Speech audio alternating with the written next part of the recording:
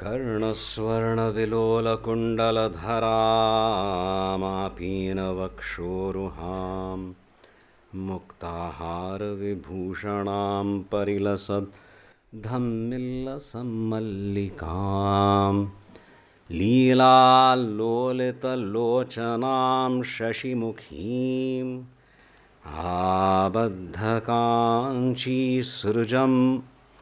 दिव्यन्तीं भुवनेश्वरीं मनुदिनं वन्दामहे मातरम्।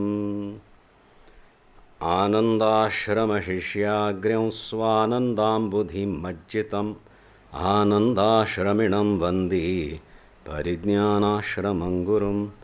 ॐ श्रीगुरुभ्यो नमः। श्रीभवानीशङ्कराय नमः।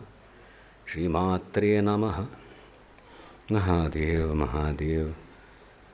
बहुत ही अच्छा चल रहा है यहाँ पे ये सारे जो कार्यक्रम आयोजित किए गए हैं। समाज में एक संगठन, अपनी संस्कृति को पहचानना, मूल इसका क्या है आध्यात्म, उसको भी स्वीकार करके। तो जैसे पहले दिन बताया था, दो प्रक्रियाएं रहती हैं साधना में। एक अंतर्मुख होना, शिव स्पर्श, और उस आत्मबल जो जागृत हो चुका है उसको लेके फिर कार्य में प्रस्तुत करना। अपना दैनंदिन कार्य भले ही हो, पर पहले सीखते समय सेवा के रूप से, क्योंकि वो वातावरण वहाँ पे अलग रहता है। घर का वातावरण अलग, बिजनेस का वातावरण अलग, ऑफिस का वातावरण अलग। पर यहाँ पे हम कुछ नियम रखते हैं। 4 लोग मिलके एक छोटा सा कोई प्रोजेक्ट कर रहे हैं तो जिम्मेदारी चारों की रहती है। गलती हो गई तो अन्वेषण करना, दूसरे पे भार नहीं डालना, पर मिलके हम इसको ठीक करेंगे। इस प्रकार का जो एक माहौल जब बनता है तब वस्तुतः सत्संग हो रहा है, मान सकते हैं। समझ रहे हो? वरना अहंकार को लेके ही आगे बढ़ेंगे। कहीं मेरा अपमान न हो, कहीं मेरी प्रतिष्ठा में कोई कमी न हो, ये तो ठीक है। कहीं मेरे से और प्रतिष्ठित कोई न हो, ऐसे भी आ गया तो फिर उस समाज का क्या, भगवान भी कुछ नहीं कर सकते। पर मुश्किल है ये, क्योंकि बचपन से हमें यही संस्कार नहीं, जीवन है, इसी को संसार कहते हैं, संस्कार नहीं संसार। छोटा बच्चा है, रोता है, माँ बाप बस फुसलाते हैं, कुछ जो चाहिए देते हैं। बड़ा होता है, धीरे धीरे समझने लगता है कैसे अपना काम करवाना। बहन भाई मित्र से धीरे धीरे धीरे हम 2 हैं, ठीक है, तीसरा आया तो हम 2 साथ में रहें तो उसको हम ठीक कर सकते हैं। फिर अगले दिन बेस्ट फ्रेंड है, वो एनिमी बन जाता है। ये मेरा बेस्ट फ्रेंड है, उसने है ना अपने बर्थडे पे मुझे नहीं बुलाया, वो एनिमी। इस प्रकार का बचपना में देखते हैं हम, पर प्रौढ़ता में भी हम कुछ वैसे ही कर रहे हैं तो फिर कैसे चले। तो ऐसे एक वातावरण चाहिए जहाँ हम संकल्प लेके करते हैं, यहाँ पे कम से कम कुछ क्षणों के लिए अपने अहंकार को मैं अलग रखूँगा और ओजस्वी कार्य करूँगा। देखें क्या होता है। 2-3 बार धैर्य कीजिए, तब जाके श्वास ले पाओगे, कुछ एक आनंद आने लगेगा। मैं निर्भीक होके भी काम कर सकता हूँ, क्योंकि योगक्षेमं वहाम्यहम् कहा है। भगवान मार्गदर्शन करेंगे, रक्षण करेंगे। और याद रखिएगा, ऐसे कार्य करने में जिसको सेवा कहते हैं, बोंधू नहीं कर सकता। इसलिए और सचेत होना पड़ेगा और सतर्क होना पड़ेगा। तो सेवक देखते ही पता चलता इस व्यक्ति ने सेवा की है। एक संकेत से भी जो समझ जाए सचमुच सेवा की है। दूसरा है वो सोच रहा है बहुत सेवा कर रहा हूँ, पर वस्तुतः सेवा नहीं है। ये कुछ बिंदु हैं जिनका उल्लेख मैंने अभी किया। अब इसमें हम समझ लें, संस्कृत का भी हुआ है यहाँ। हाँ, कुछ एक कौन भाग लिए आप, मंत्रोच्चारण का हुआ। तो ये बढ़ाना है ना, इसको खूब अच्छी तरह बढ़ाना। ये सारे अंश है हमारे उपासना के। अंतर्मुख होना, जप करना, कैसे वहाँ पे मन को स्थिर करना, फिर बाहर वो बुद्धि प्रचेत जो हुई है, सज्ज हुई है, तैयार हुई है, उसको लेके कार्य करना। Invoke, feel that strength, express, उसका प्रकटन चाहिए। एक्सपेरिमेंट दूसरों को बताने के लिए नहीं, अपने आप को समझने के लिए। इस परिस्थिति में मैं डरता था, अब वो एक आत्मबल आया, मैं अच्छी तरह संभाल पा रहा हूँ। इस प्रकार से एक बायो फीडबैक कहते हैं आने लगेगा। तो उसमें ये कार्य होते समय दर्शन जो है वो और स्पष्ट करना रहता है। उसके लिए सत्संग की आवश्यकता है। सत्संग में शास्त्रों को लेके चिंतन करते हैं। हमारे मूल जो है वेद हैं, वेद मंत्र हैं, वो 4 इस प्रकार से ऋग या जो साम अथर्व वेद में विभाजित किए गए थे भगवान वेद व्यास द्वारा, और एक एक जो है वेद की शाखा आप संभालो, इस प्रकार की परंपराएं थी ब्राह्मणों में। अब वो प्राय लुप्त हो गई हैं। वेद मंत्रों का अर्थ भी नहीं समझते, उच्चारण होता है, कुछ कर्मकांड होता है, कुछ एक आज श्रेष्ठ लोग रहेंगे जो उस पर अनुसंधान करें। फिर भी हमारे लिए पुराण इतिहास है, श्रीमद् भगवत गीता है, ब्रह्म सूत्र हैं, ये हमारे लिए अत्यंत प्रामाणिक शास्त्र माने गए हैं, जो हमें हम स्पष्ट भगवान के दर्शन करवाने की अर्हता शक्ति है उनमें। युक्ति मात्र से भगवान के दर्शन नहीं होते, युक्ति तो लौकिक स्तर पे उसका प्रयोग होता है, फिर श्रुति की आवश्यकता है। पर अब आप ये भी समझ लीजिए है, आचार्यों के द्वारा जो स्तोत्रों की रचना है, अरे भजनों की भी रचना है, वो भी हमारे लिए शास्त्र सदृश है। सरलता से उनका हम अर्थ निकाल सकते हैं और उस पे चिंतन करें तो गूढ़ार्थ निकलने लगता है। धैर्य है, कर लें, आज शुरू करें।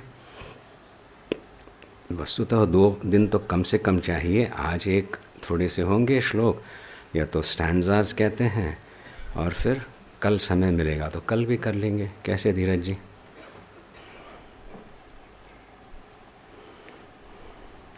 तो पहले भजन करें और फिर भजन पे चिंतन करें।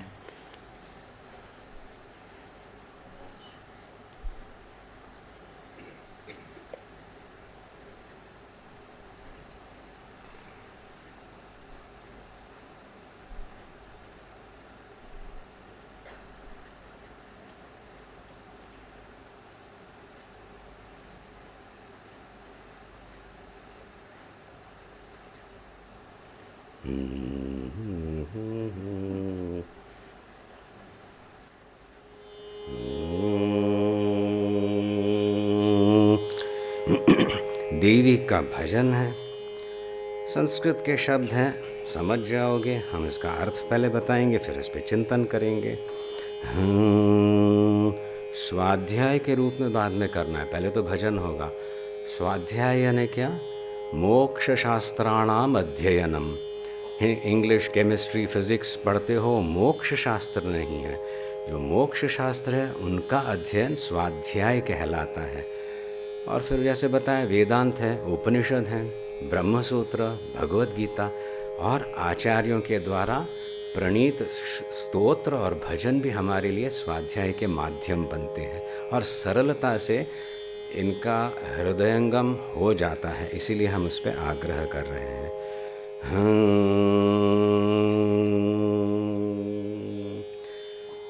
भासुरा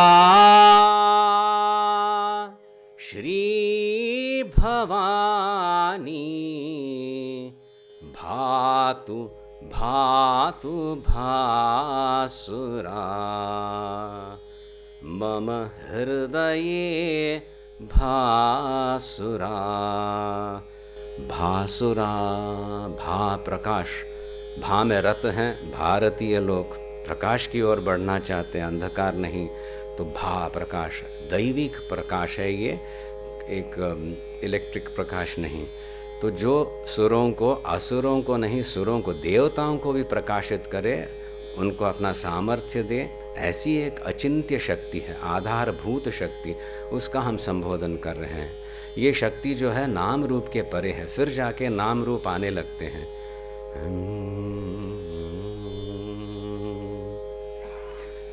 भासुरा श्री भवानी भातु भातु भासुरा। भातु यानी प्रकाशित हो। हे जगत जननी, देवों को भी आप आधार देती हो, आप उनको चैतन्य बनाती हो, ये इंद्रादि देव हैं, तो मेरे हृदय, मम हृदये भासुरा, भातु प्रकाशित हो, ये अंधकार हट जाए, शुभ स्पर्श हो। भासुरा श्री भवानी भातु भातु भासुरा।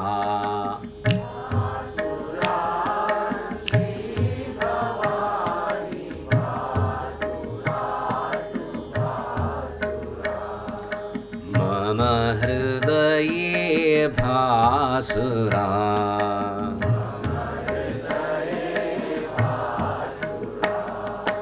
भासुरा श्री भवानी भातु भातु भासुरा।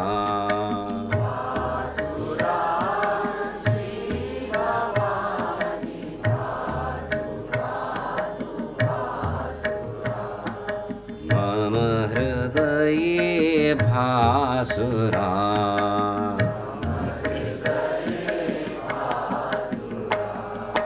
नगपति कुल तिलकवती।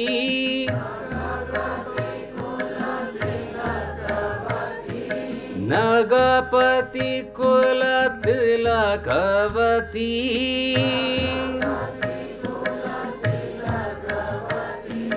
नेति नेति श्रुतीनां गतिः।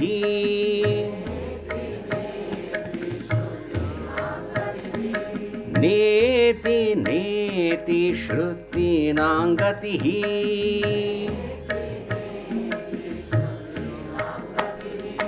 जगदुदय प्रलयरता।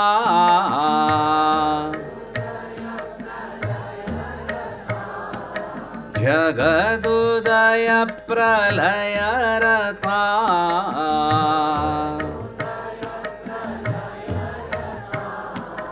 जपा कुसुम भासुरा।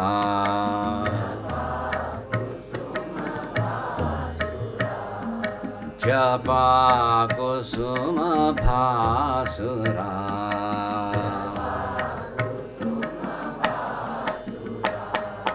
भासुरा श्री भवानी भातु भातु भासुरा।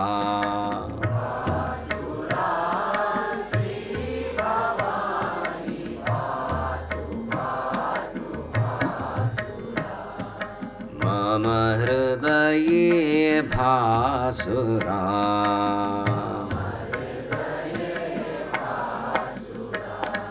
नत जन समुद्धरण तरी।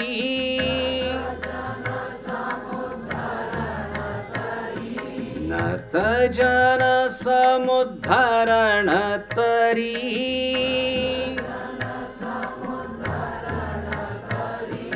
नव नव रस नटन करी।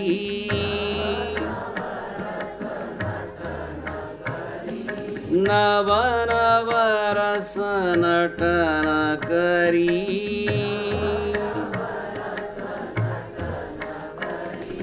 गहन नयन तनुश्रिता।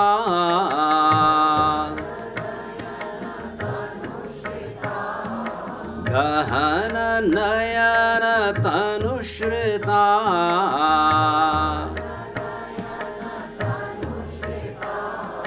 गहर कुहर भासुरा।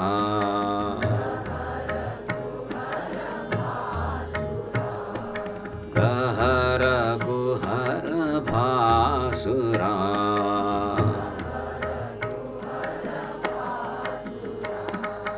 भासुरा श्री भवानी भातु भातु भासुरा।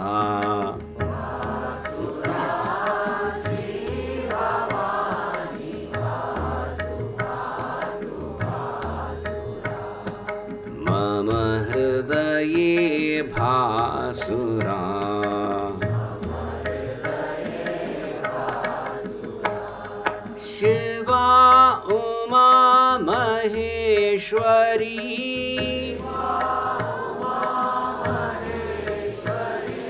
शिवा उमा महेश्वरी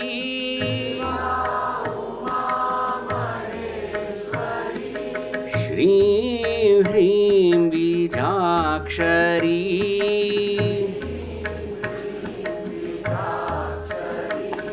श्रीं ह्रीं बीजाक्षरी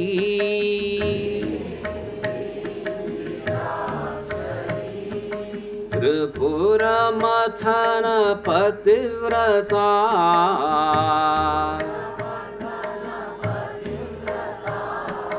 त्रिपुरमथन पतिव्रता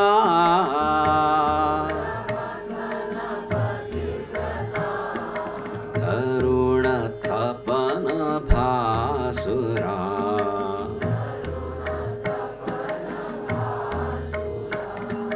तरुणतपन भासुरा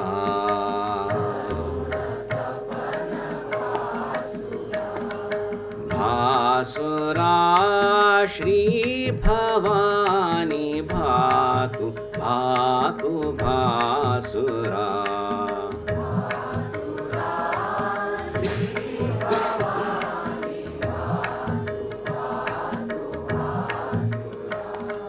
मम हृदये भासुरा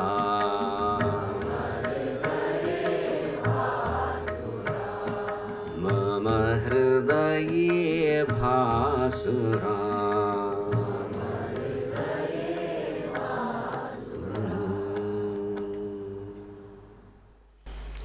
महादेव महादेव। यहाँ पे प्राणायाम का भी हुआ है? नहीं, सेशंस नहीं हुए। कोई बात नहीं, उसके लिए फिर आप लोग शिराली आओगे। अब तक तो भोजन की अच्छी व्यवस्था थी, शायद हम भी फिर से यहाँ आए। करना है ना, 1-3 दिन में कितना कर सकते हैं। तो जहाँ कार्यक्रम होते हैं आइएगा, उन कार्यक्रमों का लाभ लीजिएगा, पर सत्संग के जो मूल अनिवार्य अंग हैं उनको सीखना ही है। जप करना है, ध्यान करना है, हमारी परंपरा है। पर यूँ ही थोड़ी ना ध्यान लग जाए। ध्यान लगता है, पर किस में नहीं बताएं तो ठीक, टीवी वगैरह में। जहाँ लगना चाहिए वहाँ पे वो मन जरा खेल खेलता है। तो मन बालक सदृश है, उसको प्रेम से जरा फुसलाएं, ये करो वो देखो, फिर जाके वो शांत होता है। तब जाके बुद्धि ध्यानस्थ हो जाती है। तो उसमें अनिवार्य है आप लोगों के लिए, यंगस्टर स्पेशली। अभी आपको किसी को बुलाएं, माइक दे दें, जरा बताओ कैसे लगा, धर धर धर शुरू हो गया। उसको कैसे शांत किया जाए? थोड़ा सा जो है व्यायाम भी और प्राणायाम सीख लें, वो भी बता देते हैं इसमें प्रवेश करने से पहले। सुबह का जो रहता है खाली पेट पे प्राणायाम करते हैं, वो अलग। खाली पेट पे करना रहता है, कपालभाति करनी है, भस्त्रिका करना है, अच्छा सा नाश्ता लेके करें तो पेट में दर्द शुरू हो जाए। तो खाली पेट पे स्नान से पहले भी भले हो थोड़ा सा व्यायाम, और कपालभाति का भी नहीं करेंगे हम, एक्सेलेशन कहते हैं, पर वो व्यायाम है, जोरों से करना रहता है। और भस्त्रिका फिर जाके बंद कहते हैं, श्वास को छोड़ दिया और फिर बंद करके बैठना। उससे डेप्रिवेशन, ऑक्सीजनेशन, ऑक्सीजन ज़्यादा मिलना चाहिए, पर ऑक्सीजन की कमी होने से जानबूझ के आप जब श्वास को रोकते हो तब जाके एक विलक्षण शक्ति जागृत होती है। तो 40 सेकंड कर पाए, 45 सेकंड, और 1 सेकंड और 1 सेकंड कैसे सहन करके आप जब वो बंद करते हो, कुंभक कहते हैं, फिर बिल्कुल सहन नहीं होता, एक श्वास लिया, 10 सेकंड के लिए रोका, छोड़ा। इस प्रकार से कम 3 बार करें, हाइंड ब्रेन एक्टिवेट होता है। कुछ एक शक्ति आने लगती है जो आपके व्यवहार में भी आपको उसका अनुभव होगा। ये प्राणायाम हुआ। और जब जप वगैरह में बैठते हैं तो पहले अपने शरीर को समझ के, अभी तो आप देख लीजिए, हम थोड़ा सा बताते हैं। अभी काम करके आए हो तो शिथिलता है, तो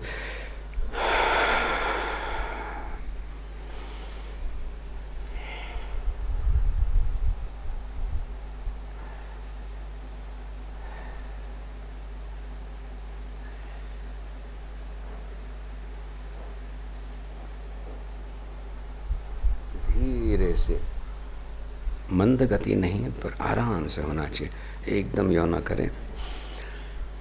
इस साइड भी वैसे ही कुछ तरीके रहते हैं, 2 दिन में सीख जाओगे। फिर नित्य करने वाली बात, यानी जप करने बैठते हो सीधी माला पकड़ के जप शुरू नहीं करना, होगा नहीं। मन में अभी तक चांचल्य है, जिम्मेदारियां हैं, ये बात सोच रहे हैं, वो करना है, ये करना है, कैसे शांत होगा? पहले इस प्रकार से थोड़ा व्यायाम रहता है और फिर जिसको हम डायफ्रामेटिक ब्रीदिंग कहते हैं वो शुरू होता है। अंग्रेज़ी शब्द है, हम भी ज़्यादा नहीं जानते हैं, डॉक्टर से ज़्यादा समझते हैं, पर इतना समझ लिए इसको थोरैसिक कहते हैं। इस प्रकार से श्वास लेना प्राणायाम में ठीक है। नाटक में भी छोटे बच्चे रावण बना दिया, उसको गुस्सा आया, बताए कि कैसे, ऐसे थोड़ी करेगा, है ना। तो इस प्रकार से वो एक छाती फुला के करते, वो अच्छा है।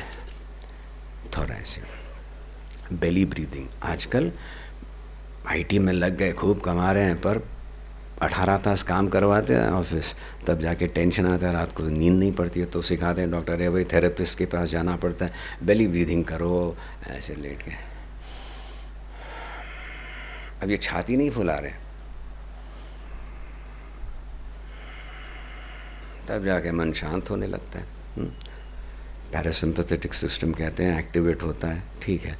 पर जब करते हैं न हमें उत्तेजित होना है न सो जाना है, यही होता है ना। जब करने बैठे तो या तो फिर विक्षेप होता है, या तो फिर बस माला कब छूट गई पता नहीं, फिर जाके तो बीच का जो है एक पॉइज कहते हैं बनाए रखना है, उसमें ये तरीका रहता है। थोड़ा सा ये कस के रखे, थोड़ा सा, और फिर जब श्वास लेते हैं तो ये न फूले न पेट भर रहा है, क्या हो रहा है।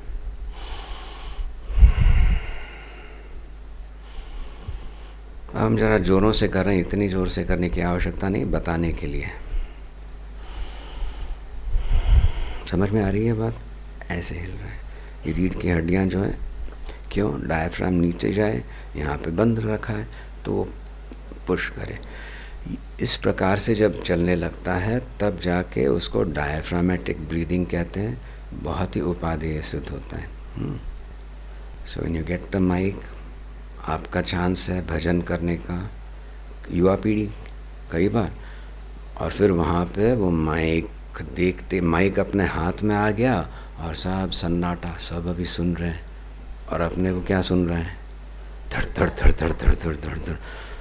और फिर कहते हैं क्या करूं, मैंने इतना प्रयास किया था फिर भी स्टेज कॉन्श। उस समय और कुछ चिंतन करने से कुछ नहीं होने वाला। You start your breathing diaphragmatic. 1 2 आराम से हो रहा है, पता भी नहीं चले। माइक ऑन किया, टेस्ट किया, 3-4 बार वो श्वास प्रश्वास की प्रक्रिया एक अलग रूप से चल रही है। फिर श्वास लेके जब आप शुरू करते हो तो बढ़िया बुलंद आवाज़ निकले, इसकी आवश्यकता है। ये एक भय को जो है शांत करने की प्रक्रिया है। वही सौम्य रूप से करें तो जप के समय हम इसका अवलंबन लेते हैं, तब जाके मन शांत होता है और बुद्धि तीक्ष्ण होने लगती है। समझ गए? ये करना है, देखें। तो अभी इस स्वाध्याय में जाएं। यहाँ पे आचार्य हम सब प्रार्थना करते हैं, भासुरा हे देवी, भातु श्री भवानी शिव पत्नी हो तुम, जगत सृष्टि स्थिति लय करने वाली, निग्रह करती, अब मुझ पे अनुग्रह करना। भातु मेरे हृदय में प्रकाशित होना। अब जब करने बैठता हूँ तो वहाँ पे वही चिंता, भय इत्यादि, तो उनको दूर कर देना। मुझे कुछ तो आश्वासन दो, आप मेरे साथ हो, मैं तुम्हारा हूँ। इस प्रकार से एक मुख प्रार्थना हो रही है, उसको व्यक्त किया जा रहा है इस भजन में। समझ रहे हो? पुष्ट, हे भगवती तू जो भी है मुझे मैं ये नौकरी दिला देना, वो अलग बात हो गई, उसमें कोई गलत नहीं है। पर हम जब बैठ के ध्यान कर रहे हैं तो भगवती से प्रार्थना कर रहे हैं, भगवती मुझे तेरे ही दर्शन करने हैं। वो एक जिद्द लेके साधना होती है, धीरे धीरे धीरे बढ़ने लगता है, फिर साधक अग्रसर होने लगता है। भातु, अब भगवती के यहाँ पे नगपति कुल त्रिलोकवती ऐसे एक संबोधन किया है। न गच्छति इति नग, जो हिले नहीं। ये कैसे है? अरे ये तो एक इस समाज का ये एक खंबा है, कहते हैं ना, is a pillar of the समाज। इससे भी प्रचुर बहुत बड़ा हो तो ये तो एक पर्वत सदृश है। पर्वत हिले नहीं। न गच्छति नग पति, और पर्वतों में श्रेष्ठ कौन? हिमालय। नगपति कुल, हिमालय एक पर्वत नहीं है, हिमालय की श्रृंखलाएं हैं। तो उन हिमालय की श्रृंखला नगपति का जो कुल है उसमें अवतरित हुई थी देवी पार्वती बनी, उनकी पुत्री रूप से जन्म लिया उन्होंने। सही बात, इतना तो आप जानते ही हो। सो नगपति कुल तिलकवती, अपने आप में श्रेष्ठ जो हिमवान की एक श्रृंखला है, हिमालय पर्वत कहलाते हैं, उनमें भी और एक उत्कर्ष आया। कब आया? जब देवी उनकी पुत्री रूप से वहाँ पे प्रकट हुई, पर्वत पुत्री पर्वतवर्धिनी पार्वती बन के। तो उस श्रृंखला को भी श्रेष्ठता एक उसमें और एक चमक लाने वाली जो है उसका मैं संबोधन कर रहा हूँ। अब ये सब कहानियाँ आख्यायिका हमें पुराणों में मिलती हैं। सही बात। भगवती का ध्यान कैसे करना, किस रूप में, कभी दुर्गा के रूप में हो, कभी ललिता राजराजेश्वरी के रूप में हो, कई नाना रूपों धारण करती है। वो अचिंत्य शक्ति, नाम रूप के परे होने वाली हमारे लिए रूप में आती है, ताकि हम उसका संबोधन कर पाएँ, ध्यान कर पाएँ और बस उसी में शरण जाएं। अव्यक्त निराकार सर्वत्र व्याप्त शक्ति से हम भयभीत हो सकते हैं। उससे संबंध कैसे जोड़ना ये भी मुश्किल होगा। सो उपासकानाम कार्य सिद्ध्यर्थम ब्रह्मणो व्यक्त कल्पना करके एक रूप में प्रकट हुई है। उस देवी का मैं संबोधन कर रहा हूँ, प्रार्थना कर रहा हूँ। ये उपासना हुई। उपासना इसका बताए आसन। आसन यानी जिस पे बैठते हैं, आसन यानी आपका बैठना, आप सुखासन में बैठे हुए हो। तो उप आसन यानी नज़दीक, यानी भगवान के और नज़दीक जाना, बैठना, और नज़दीक जाके बैठना, यानी भगवान का और भी एक संपर्क बढ़ाना, पहचानना भगवान को अपने जीवन में, उसको उपासना कहते हैं। तो उपासना में हम मंत्र लेके उपासना करते हैं, पूजा पाठ करते हैं, ध्यान करते समय अपने इष्ट देवता का ऐसा रूप है, ऐसा ध्यान करके फिर मंत्र में जाते हैं, मंत्र को बढ़ाते हैं। जो साधक उच्च कोटि का है, उसके जीवन में एक संतुलन आया है, बड़ी तीव्र आकांक्षा है, इच्छा है भगवती के इष्ट के दर्शन करने, उच्च कोटि के साधक के लिए वेदांत में प्रवेश होता है। वेदांत का आपने सुना है? वेदांत जहाँ वेद भी चुप हो जाए, वेद का अंत, वेद कर्मकांड बताए, उपासना बताए, पर अपने तू क्या है, यदि साधक पूछूं मैं कौन हूँ भाई, मैं ये सब कर रहा हूँ पर मैं ही कौन हूँ, मैं अपने आप को नहीं पहचान पाया, मैं एक जीव के सदृश हूँ।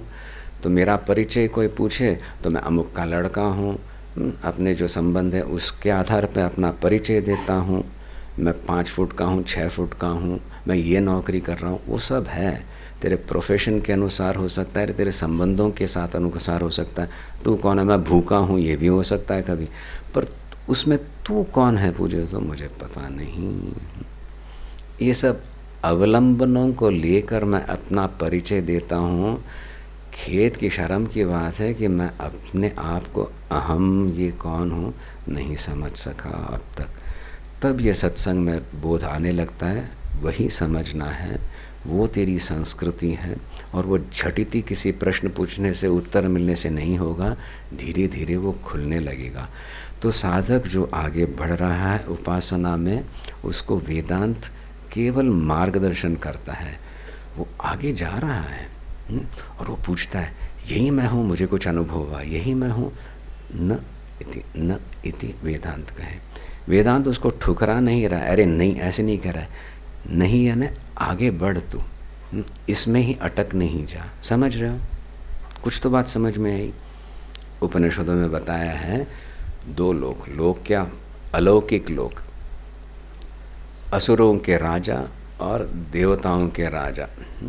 ये गए गुरु के पास, उन्होंने सुना ये आत्म तत्व जो है ना, नैनम छिंदन्ति शस्त्राणि नैनम दहति पावक, आत्म जो है उस पे प्रहार नहीं किया जा सकता। नैनम छिंदन्ति शस्त्राणि, शस्त्रों से उसका कुछ नुकसान नहीं हो सकता, अग्नि उसको जला नहीं सकती।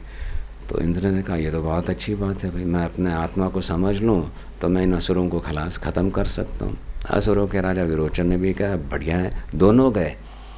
तो गुरुजी बैठे थे बृहस्पति, तो उन्होंने कहा हाँ बहुत अच्छा है, आत्मा क्या है, अहम यानी क्या है, पहचानना चाहते हो? उद्देश्य कुछ अलग है, युद्ध में जीतना है। तो पहले बताया देखो वहाँ पे नदी जो दिख रही है ना, वहाँ पे जाओ और नीचे देखो। दोनों गए। असुरों के राजा ने देखा, क्या देखा, अपने आप को देखा, ओह यही आत्मा है करके खुश होके चला गया, मैं समझ गया। कुछ समय के लिए इंद्र ने भी ऐसे ही सोचा, पर फिर सोचा वो जो लक्षण बताए थे ये शरीर पे लागू नहीं होते, प्रहार हो तो दर्द होता है, तो ये तो आत्मा नहीं हो सकती। फिर से गया। असुर जो है असुषु रमते, खाने पीने में मस्त रहते हैं, उसको असुर कहते हैं। इंद्र ने थोड़ी अपनी बुद्धि का प्रयोग किया और कहा ये आत्मा नहीं है। फिर से गुरु के पास गया। धीरे धीरे धीरे गुरु ने पहले शरीर, फिर मन, फिर इंद्रियों पे उसका ध्यान लाके अंततोगत्वा ये शुद्ध अहम क्या है इंद्र पहचान पाया। सो इंद्र भगवान जो हैं उन्होंने श्रवण किया, गुरु सेवा की और समझ गए कि ये आत्मा नहीं हो सकता, ये नहीं हो सकता, ये नहीं हो सकता। तो श्रुति जो है हमें कहीं अटकने नहीं देती, आगे बढ़ो प्रोत्साहन देती है। और आगे बढ़ने के लिए हम उपासना करते हैं अपने इष्ट देव को लेके। तो ये दोनों अंश इन दो वाक्यों में आए हैं। नगपति कुल तिलकवती, इष्ट देवी की आराधना करना बहुत ओजस्विता से, और कुछ झलक हुई, कुछ रंग देखा, कुछ एक अनुभव हुआ, हाँ मैं कृतकृत्य हो गया, मेरा बेड़ा पार हो गया, ऐसे मूर्खता नहीं करना करके श्रुति न न न आगे बढ़ प्रोत्साहन भी देती है। इस प्रकार से हमारा मार्गदर्शन होता है हमारे शास्त्रों में। नगपति कुल तिलकवती न न इति श्रुति ना गति। श्रुति वेदांत में गति यानी आगे बढ़ाना कैसे है, न कह के, नहीं जा नहीं, अटकना नहीं कह के एक संबोधन करने वाली श्रुति है। और क्या है, वही तो तुम हो। वाणी, वेदवाणी, पवित्र वेदवाणी के रूप में ही हमें भगवती प्राप्त हो रही है, और वो अपना स्वरूप, अपना सौंदर्य बताएगी जब हम उन शब्दों पे भी चिंतन करेंगे। नहीं तो लौकिकता में ही धस जाएंगे और फिर पुनरपि जननम पुनरपि मरणम, अरे इससे तो उठना है। इस प्रकार से जब हम प्रार्थना करते हैं तब धीरे धीरे शास्त्र में ये बताया जाता है, अब तुम किसकी आराधना कर रही हो, वो एक कहीं मंदिर में बैठी हुई शक्ति मात्र नहीं है, वो तो एक प्रकटन है इस आदि शक्ति का, जो सृष्टि के करने में जगत उदय प्रलय रता, सृष्टि करना, प्रलय लाना, स्थिति करना, अनुग्रह करना, निग्रह करना, ये सारा कार्य जो शक्ति कर रही है उसकी तुम आराधना कर रहे हो। धीरे धीरे धीरे साधक में वो प्रौढ़ता आने लगती है और उसके जीवन में एक परिवर्तन आने लगता है। लौकिक स्तर पे, समाज के स्तर पे वो एक आदर्श बनता है, समाहित हो गया है उसका मन, जल्दी विचलित नहीं होता, वो भी लाभ है। सामर्थ्य बढ़ जाता है, सो जीवन में जो अभिलाषाएं रहती हैं आपकी वो भी पूर्ण होने लगती हैं, और आप कभी भटकोगे नहीं, न तो कभी अटकोगे, क्योंकि भगवती वो होने नहीं देगी। यदि आप सही एक प्रकार से संवाद उसके साथ शुरू करें, उपासना करते समय भी पूछें क्या मैं सही मार्ग पे चल रहा हूँ, चल रही हूँ, और ये प्रकाश मेरे हृदय में आए, ताकि लौकिक को लिए भी जो पारमार्थिक है उसकी झलक आने लगे, वो अगाध शांति मुझे अनुभव में आए। ये केवल ऋषि मुनियों के लिए ही थोड़ी वो आरक्षित कुछ एक है, मेरा भी अधिकार है, मैं उन्हीं का हूँ, उन्हीं का संतान हूँ, मुझे क्यों नहीं प्राप्त हो।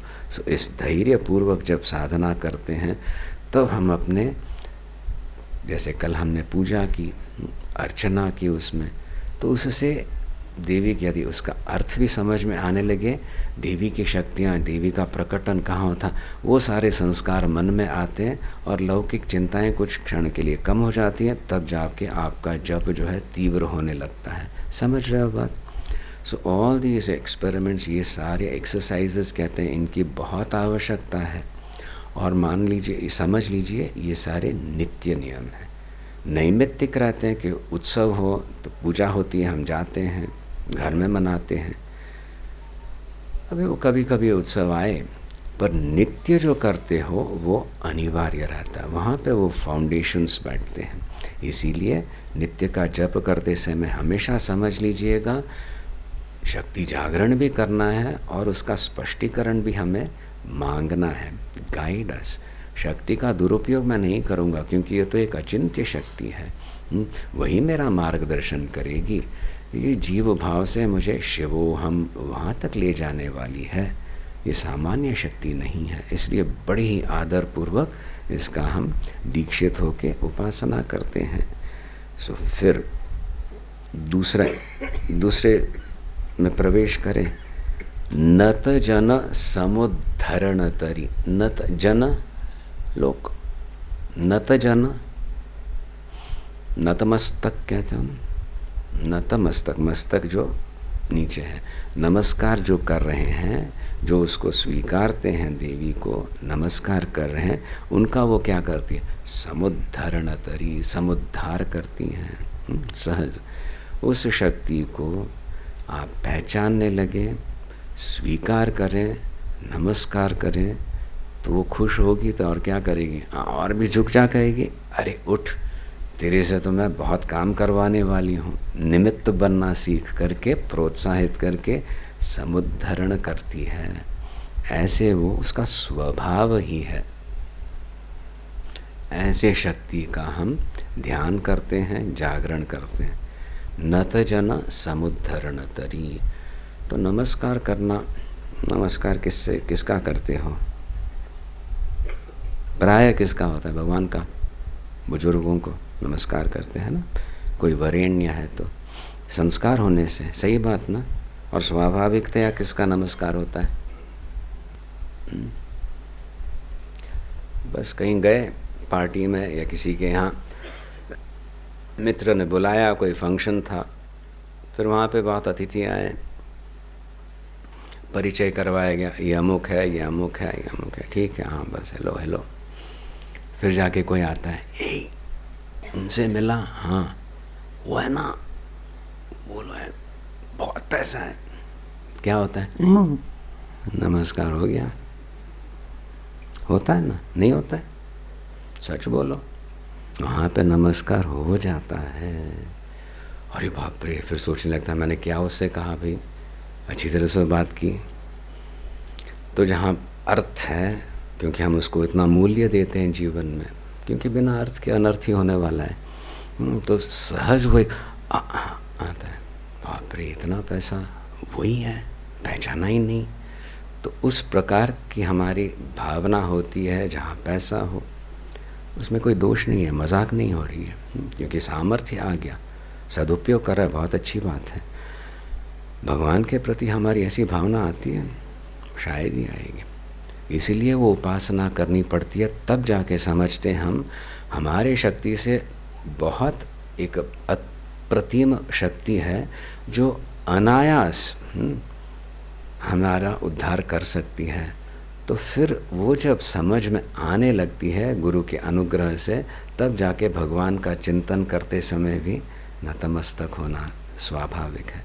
वहाँ पे भक्ति, वहाँ पे प्रेम, वहाँ पे झगड़ा नहीं, मैं तेरा ही हूँ, धन्य हूँ कि तूने मुझे अपनाया। इस भावना से साधक जब रस पूर्वक उपासना करता है, वो अनुग्रह करने लगती है। नत जन समुद्र, तूने मुझे पहचाना, बहुत अच्छा, अभी ले ये तो तेरा ही है, क्यों, तू मेरा ही है। इस प्रकार से संबंध हम जोड़ते हैं। सही बात ना? याद रखना, उपासना में खिन्नता आना स्वाभाविक है। जब मंत्र लिया, जब कर रहे हो, 2 महीने हुए, कोई दर्शन नहीं हुए, करो ना, धीरे धीरे करो। उस समय याद रखो, जितना अपना आग्रह कम होता है, तीव्रता बढ़ती है, हम भगवती को अवकाश दे रहे हैं अपने जीवन में, अपने हृदय में प्रवेश करने का, और वो धीरे धीरे जो मालिन्य हटाएगी और प्रकाशित होगी। भांति, भातु नहीं, भातु यानी प्रकाशित हो, भांति यानी प्रकाशित होती है, ऐसे होने लगेगा। अध्ययन में हो, किसी भी आपके क्षेत्र में एक अलग ही एक नूतनता आने लगेगी, जीवन में रसता आने लगेगी। इसीलिए नतजन समुद्धरण तरी, नव नव रस नटन करी। रस नव नव, नव यानी नव भी होता है, और नूतन नूतन नूतन रस में प्रकट होने लगेगी। द सेम सिचुएशन आप कर रहे हो, पर अलग ही ढंग से करने का एक वो उत्साह आने लगेगा। सही बात ना? अच्छा कार्य है, हाँ यार कर रहा था, अभी क्या, अब बोर हो रहा है, तो ये हमारा थोड़ा कुछ किया, पहले बहुत अच्छा लगा, फिर उसमें भी ओके बोर हो गया, तो और कुछ नहीं पकड़ा। इस प्रकार से ठीक है, पर जो कर रहे हो उसमें एक खूबी देखने लगे, आत्मबल बढ़े, तो उसी चीज़ को और अच्छे ढंग से करने की एक कला आएगी, उसमें रस आने लगेगा। समझ रहे हो? आत्मबल का प्रकटन, और बहुत अवकाश भगवती देती है। एक समस्या, घरों में कुछ ना कुछ होते रहता है, पहले तो चिढ़ जाते थे, मैं क्यों ऐसे करूं, थोड़ा सा संतुलन लाया, 1 मिनट इस बार मैं कुछ नहीं बोलूँगा, भले ही दूसरा भाई हो, बच्चा हो, कोई भी बोलने वाला है, मैं कुछ नहीं बोलूँगा। थोड़ा सा सहन किया, बिना बोले भी हो सकता है। फिर जब उपासना बढ़ती है और एक कुछ कला खुलेगी, उस सिचुएशन को, उसी बार बार होने वाली परिस्थिति, आप तो जानते ही हो घर में होता है, तो वहाँ पे अलग ही रूप से उसको हैंडल करना, संभालना, वो कला आने लगेगी। सही बात? यानी बेवकूफ़ साधना नहीं कर सकता। साधना करते समय बुद्धिमान बनना पड़ेगा, व्यवहार में भी वो प्रार्थना करनी पड़ेगी। मैं समझ हूँ, छल कपट की बात नहीं है, क्योंकि अपने ही लोग हैं, प्रेम से कर रहे हो। ये भी इसको कैसे केवल सहन करना मात्र नहीं, उसको लेके कैसे काम करना या उस पर अनुशासन कैसे लाना, ये भी कला आने लगेगी। क्या ये जीवन में आवश्यक नहीं है? परम आवश्यक है। इस आवश्यकता की भी पूर्ति करेगी, उसको हम कह सकते हैं नव नव रस नटन करी। वो रस क्या आ रहा है? वो रस आ रहा है, साधक जो है भगवती से कहता है, तूने मुझे सिखाया ये तरीका, how to deal with this situation. मैं डर जाता था, मैं डरता नहीं, चुप बैठता था, चुप नहीं बैठता, इतने अच्छी तरह से कर रहा हूँ कि ये संबंध भी मधुर होने लगा। जो होना चाहिए था उसमें कुछ कर्कशता आ रही थी, वो भी निकाल दी मैंने, मुझे पता नहीं तो जाके दूसरों मित्रों से बोलता, अरे भाई ऐसे है, मैं क्या करूं, संभाल लिया। ये कहाँ से आई शक्ति? इस प्रकार की जो है आपके जीवन में रसता आने लगेगी, तब गुरु कहेंगे हाँ ये सही तरीके से उपासना कर रहा है, अंतर्मुख भी हो रहा है और बहिर्मुख नहीं हो रहा है, भगवती के सानिध्य में अपना व्यवहार संभाल रहा है, तब जाके नूतन रस इसके जीवन में स्पष्ट दिख रहा है। इतना सब करना है, मंजूर? करना ही है, क्योंकि नहीं तो जीवन चल ही रहा है, यू नो ऑप्शन। अब तो रोना बंद कर दें, छोटी छोटी जो समस्याएं होती हैं उनको तो ज़रा ठीक से संभल लें। चैलेंज क्या, आंतरिक चैलेंज है, मैं कर सकता हूँ, इस प्रकार से करके फिर उसके लिए जो बल चाहिए समाहित होने के लिए, वहाँ पे प्राणायाम, जप, स्तोत्र पाठ की आवश्यकता रहेगी। आंतरिक बल बढ़ेगा। अरे एक बार संकल्प किया, वचन दिया, गुरु से मंत्र लिया, वचन दे चुके हैं अपने आप को, गुरु को और अपने इष्ट देवता को, मैं प्रतिदिन जो है स्नान करके बैठ के 10 मिनट का जप करूँगा। और फिर यदि नहीं हुआ तो फिर क्यों नहीं हुआ, कारण कई देते हैं, निरर्थक। पहले वो स्वीकार करना पड़ेगा कि आंतरिक कंपन के कारण मैं अपने आप को ही सहन नहीं कर सकता, इसलिए बैठते ही और कुछ सोचूं और कुछ करूं, इस प्रकार से होता नहीं। मैंने वचन दिया है, मैं बैठूंगा, मैं करूंगा। जस्ट इस नियम का पालन करने से उस व्यक्ति में कुछ परिवर्तन आने लगेगा, सहनशीलता बढ़ेगी, एक ओजस्विता बढ़ेगी। फिर दूसरा स्तर, मन में एकाग्रता आने लगेगी अपने विषय में, अध्ययन हो या बिजनेस हो, कहीं पे भी, वहाँ पे भी सूक्ष्म चिंतन होने लगेगा, वहाँ पे भी एक लाभ होने लगेगा। जो आप नहीं समझ पा रहे थे, गलतियाँ हो रही थी, स्पष्ट समझ में आने लगेंगी। ये सब बैठ के करने से, केवल वो नियम का पालन करने से। और क्या कर रहे हो आखिर? मन को शांत करके मंत्र जप कर रहे हो। मंत्र की भी शक्ति रहती है, वो तीसरे में आए, मंत्र की शक्ति जागृत होने लगेगी। इष्ट देवता प्रसन्न होकर फिर वो चमत्कार लाएंगे। सो सारा ये सौंदर्य जो है खिलने लगेगा। नव नव रस नटन करी, वो नृत्य करती है साधक के जीवन में, उपासक के जीवन में सौंदर्य लाती है। ये रसता हम चाहते हैं, तब जाके सारस्वत आप कहलाओगे। वो कैसी है देवी? दहन नयन तनुश्रिता, दहन अग्नि, नयन नेत्र, त्रिनेत्र शिव जी काम का दहन किया था। क्यों? क्योंकि कामदेव को कुछ असाइनमेंट दिया गया था। सही बात ना? अरे ये शिव पार्वती वो तो ध्यानस्थ हैं, वो बेचारी सेवा करिए, जल्दी कुछ करवाओ ना, तब जाके संतान और तब जाके वो उस असुर का नाश होगा। तो उन्होंने छल का प्रयोग किया, छुप के बाण मारने का। वो अशिव हो गया, वहीं पे उसको जला दिया गया, अनंग हो गया। फिर जाके उनकी पत्नी वो रति रोते आई, भगवती के अनुग्रह से अनंग जाके बिना किसी रूप धारण किए काम, अभी शिव काम बन जाते। हमारे जीवन में काम की आवश्यकता है। निष्काम होने का प्रयत्न अभी न करें, शुष्क हो जाओगे। पर कैसे काम? शिव काम, अच्छे चीज़ों में अच्छा करना। इस प्रकार की जो एक अभिलाषा रहती है, इच्छा रहती है, उसको वो पुष्ट करती है। याद रखिएगा, दहन नयन तनुश्रिता, तनु शरीर, ईश्वर की अर्धांगिनी बन के बैठती है, वामांक निलया बनती है। यह तो अर्धनारीश्वर में आप देखते हो, एक शिव है और आधा शरीर शक्ति देवी ही है। तो उन्हीं की है वो शक्ति जो हमें अपना शिव स्वरूप बताए, हमारे पे वात्सल्य पूर्वक अनुग्रह करके साधना पथ पे भी हमें आगे बढ़ाए। ऐसी देवी की हम आराधना करते हैं। अचिंत्य शक्ति आपके इष्ट देवता के रूप में आएगी, पर हमेशा आपके पास ही है। उसको केवल समझना है, पहचाना है, जागृत करना है। ये सारा हमारा प्रयत्न रहेगा।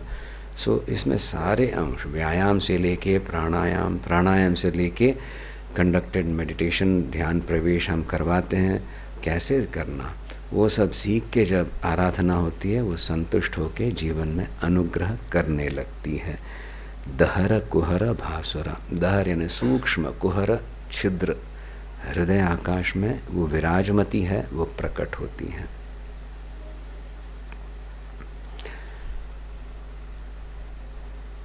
ध्यान जप करना, बैठना, उसका भी थोड़ा अभी बता दें आपको कशी,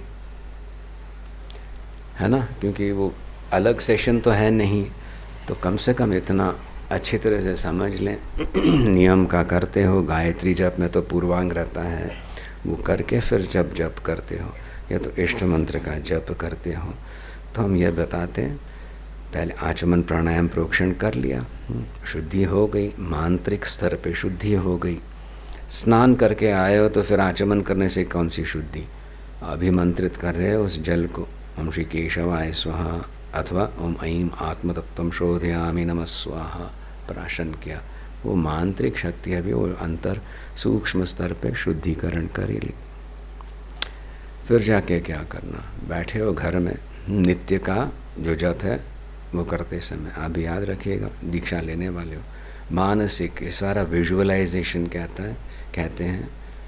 गुरु बैठे हैं, नमस्कार कर रहा हूँ मैं, आज का मैं जप कर रहा हूँ, आपकी अनुमति ले रहा हूँ।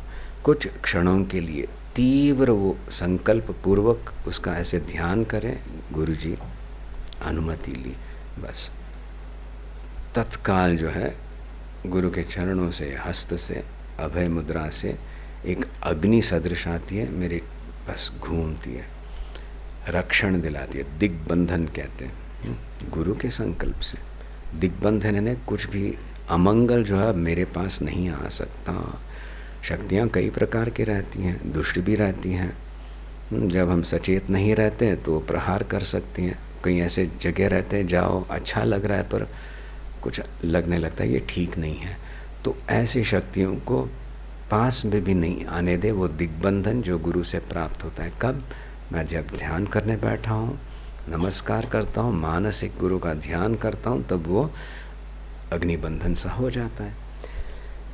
ये प्रतिदिन अच्छी तरह से करने से वो सिद्ध होने लगता है, और इसमें बहुत समय नहीं लगाते, इमीडिएट किया वो शुरू हो गया। फिर द्वितीय, अब जो हम बता रहे हैं वो सभी परंपराओं में स्वीकृत है, हमारी संस्कृति का आधारभूत शिला है ये पादुका, गुरु पादुका। पूजा भी करते हैं पादुका पे।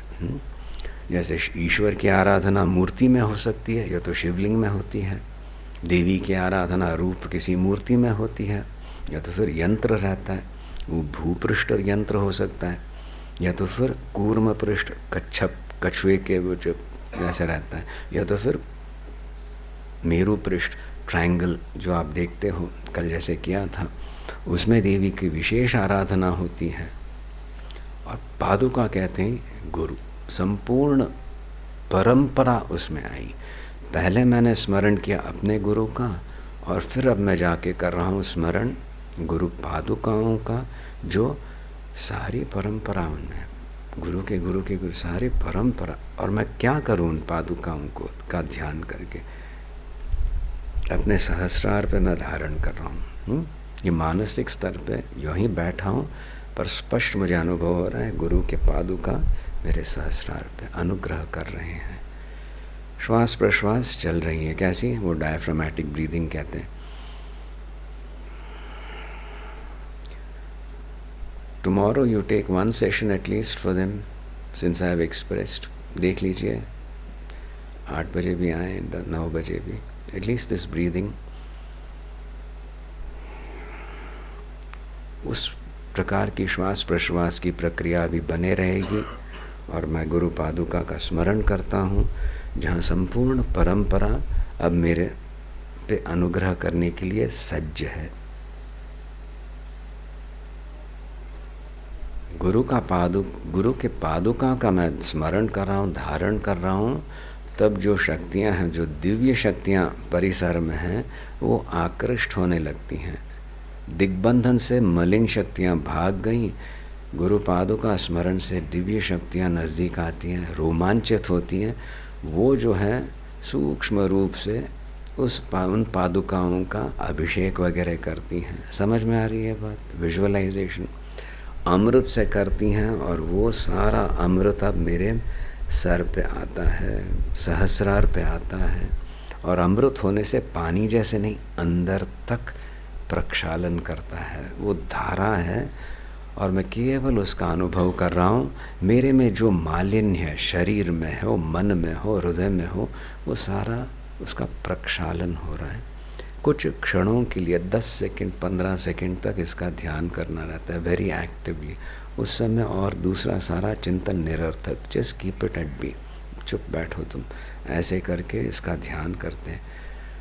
श्वास प्रश्वास की प्रक्रिया उसी गति से चल रही है। ये गुरु चरणामृत से मेरा प्रोक्षण हो रहा है, स्नान हो रहा है, आंतरिक भी स्नान हो रहा है। इतना करके फिर जाके बस अपना इष्ट स्मरण करके फिर जाके मंत्र जप शुरू करते हैं। ये पहली की जो प्रक्रिया है, छूटने से आजकल मंत्र जप है ना, वही वो कुछ माला लेके फिरना ना, ऐसे नहीं है।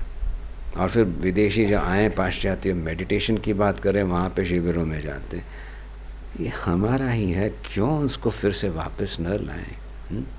तो इस प्रकार से ध्यान करके जब जप होने लगता है तो 2-3 मिनट तो उस भाव में रहोगे, अच्छी तरह से जप होगा।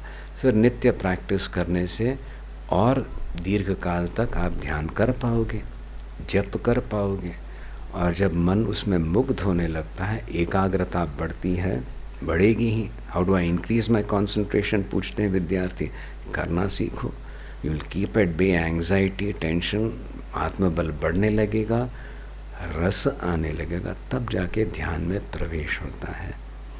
समझ रहे हो बात? कई विषय ला रहे हैं हम, एक सेशन में आपको बताना है। देवी अनुष्ठान हुआ है यहाँ पे, 3 मंत्रों का हुआ, ठीक है, देवी कवच अर्गला कीलक भी हुआ, अगली बार कर लीजिए। तो उसमें एक विशेष करके जब मातृवर्ग इसका प्रयोग करती हैं तो जाके संपूर्ण कुटुंब का रक्षण होने लगता है, उतना अधिकार रहता है। गृहिणी गृहमुच्यते, पुरुष वर्ग करे अवश्य, आवश्यकता है। देवी कवच है, एक स्तोत्र है, संस्कृत में सीख सकते आराम से।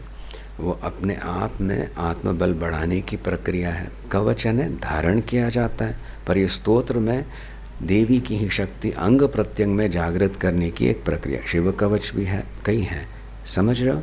मंत्रों से देवी की प्रतिष्ठा कहाँ हो रही है? शरीर में, किसी विग्रह में नहीं, क्योंकि अभी ध्यान करना है। पूजा हो चुकी, पूजा की ना कल आपने मेरे साथ ही की थी पूजा, मंत्र बोल रहे थे, देख रहे थे, उपचार तो हम कर रहे थे, पर आप भी भाग ले रहे थे। और फिर जाके चुपचाप बैठे, है ना, और फिर कुछ क्षणों के लिए जप किया। तो उस समय वो सारा अंदर लेके जब हम जप करते हैं तो कवच पाठ करने से वो शक्ति जो है शरीर में जागृत होती है, तब जाके हृदय में मंत्र गूंजने लगता है प्रतिनित्य करने से। सो ये करना है, ये प्रक्रियाएं आपको देखें, विल शेयर करेंगे जितना सत्संग बढ़े, और ये आपकी धरोहर ही है, याद रखिएगा। तो ऐसे करने से समाहित होके जब साधक करता है तो ये देवी प्रसन्न होती, अनुग्रह करने लगती है। पर हमें जो प्रयत्न करना है वो अच्छी तरीके से समझ के करना है। थोड़ा सा ये किया, थोड़ा सा वो किया, कुछ दिन के लिए नहीं, मैं और कुछ नहीं, योगाभ्यास ही करूँगा, करूँगी।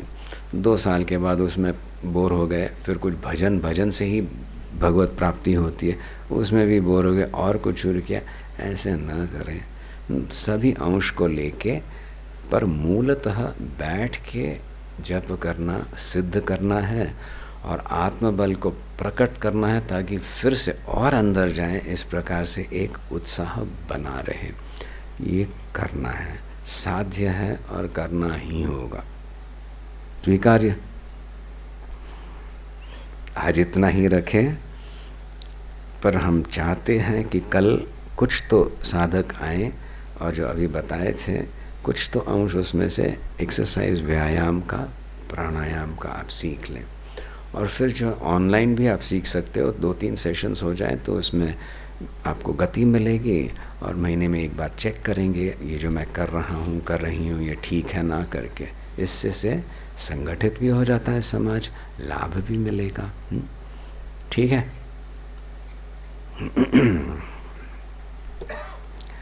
सो उस प्रकाश को हम प्रार्थना करके जागृत करते हैं, तो आवाहित करते हैं। तो आवाहित करते समय कोई एक पात्र तो चाहिए ना, तो शरीर को पात्र बनाना है।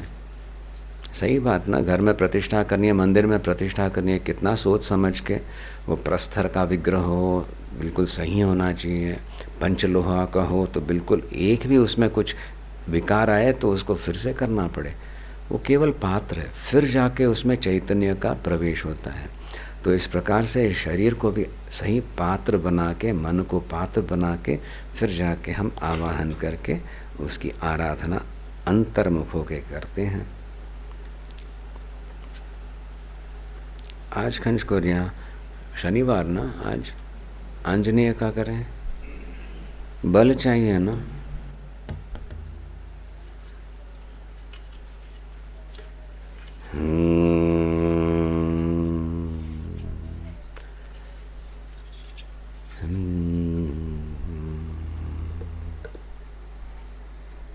एक जनरल कल होगा ना, सभी लोगों से मिलना।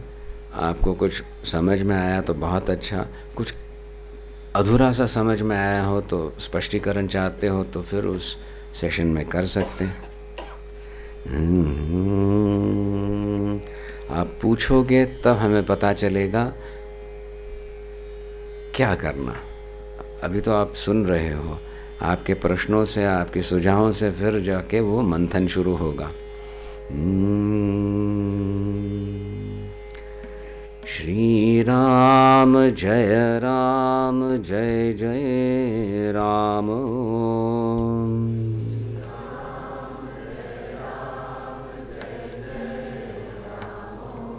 श्री राम जय जय राम।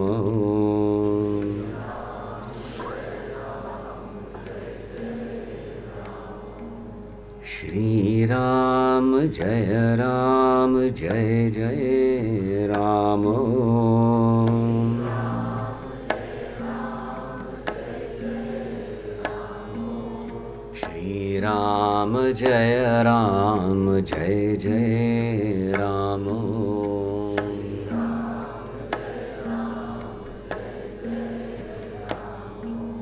श्री राम जय जय राम। श्री राम जय जय राम।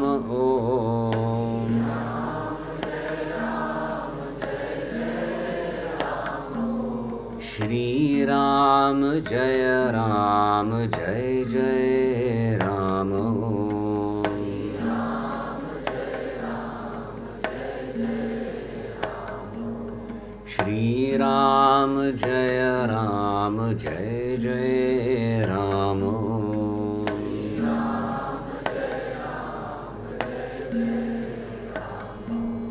श्री राम जय जय राम।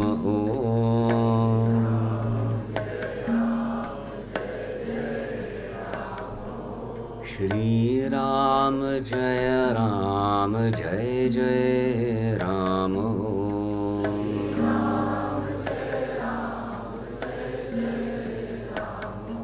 श्री राम जय जय राम।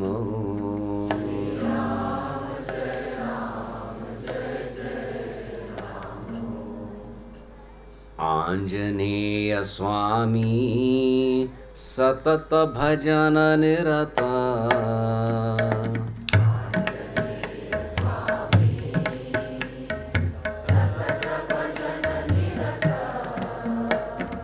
आत्मा राम मुनि सीतापति दूत।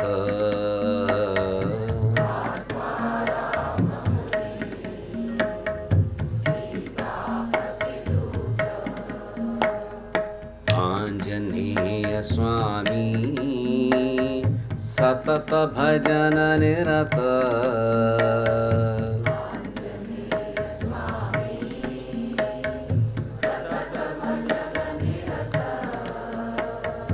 आत्मा राम मुनि सीतापति दूत।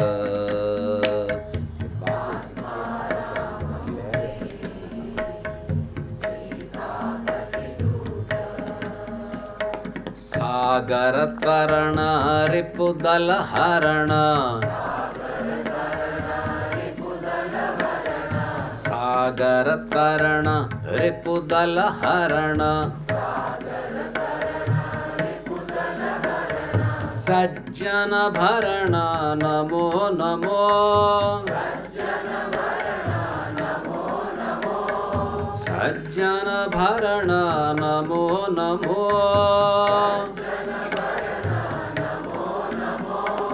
वानर प्रवर वज्र शरीर। वानर प्रवर वज्र शरीर। पवन कुमार नमो नमो। पवन कुमार नमो नमो।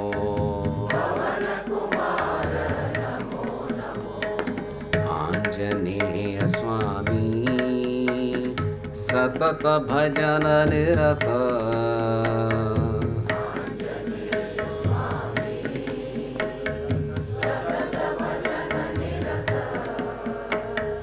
आत्मा राम मुनि सीतापतिदूत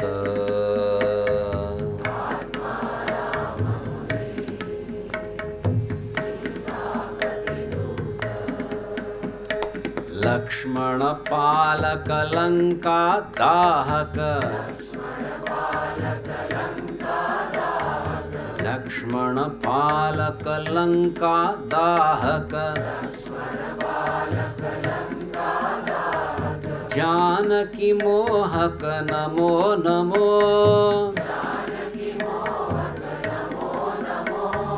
जानकी मोहक नमो नमो संवित साधक प्रेरक सेवक संवित साधक प्रेरक सेवक आदर्शात्मक नमो नमो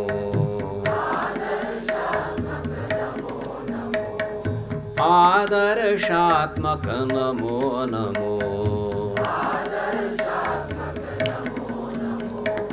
आंजनेय स्वामी सतत भजन निरत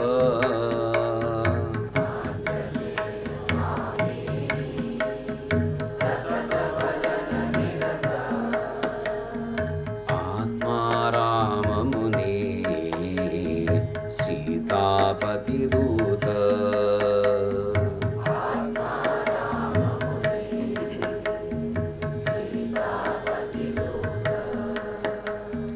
कपिगण सेवित करुणाराधित कपिगण सेवित करुणाराधित कविवर संस्तुत नमो नमो कविवर संस्तुत नमो नमो बुद्धिमतां वर सिद्धिवराकर बुद्धिमतां वर सिद्धिवराकर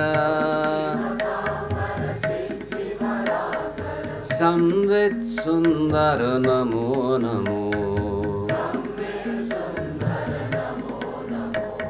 संवित सुंदर नमो नमो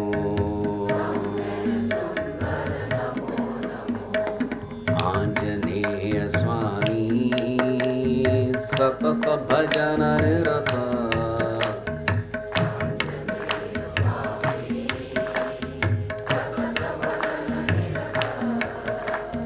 आत्मा राम मुनि सीतापतिदूत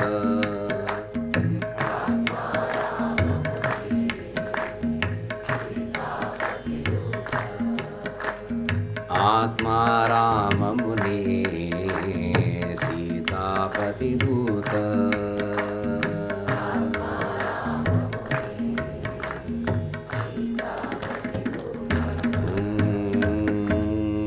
शनिवार होने से आंजनेय का स्मरण किया, और आंजनेय का स्मरण करना हो तो पहले श्री राम जी का स्मरण करना रहता, तब वो माने।